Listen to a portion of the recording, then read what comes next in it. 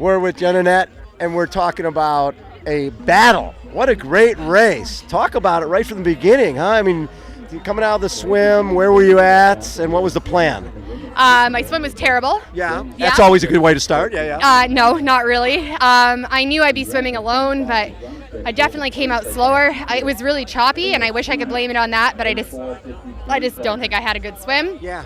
So I knew I was about 8 minutes down on the bike, but I also knew that a lot of people would be taking the first bit quite hard, so I just kind of stayed in my own little bubble, stuck to my plan, took it easy, just reminded myself I had 120 kilometers to make up that time that I'd lost, and I just slowly started gaining, and it actually took until the second loop out Skaha to start gaining on Mel, actually. So she's such an amazing athlete, though. I knew she'd be way out there. So did you know that Mel probably was going to be dropping out on the run?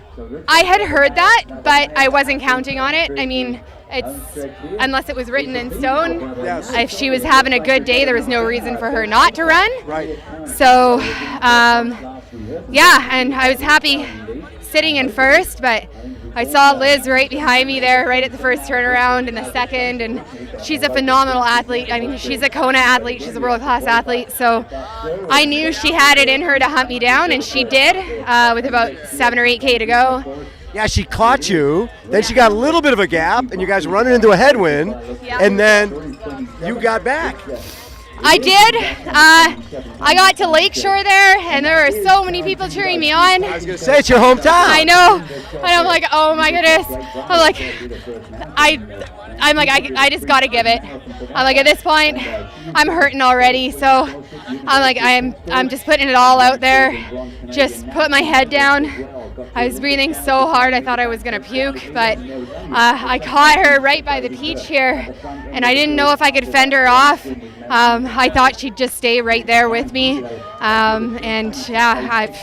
kudos to her, though. I mean, she definitely pushed me to the top limit. I have never had to dig that deep before. She was basically saying the same thing. Having a race like that, when it's a one-on-one type of thing, and it's only a couple 100 yards to go, what were your thoughts coming down the stretch, knowing you're winning a huge race in your hometown and you're going to the Worlds next year?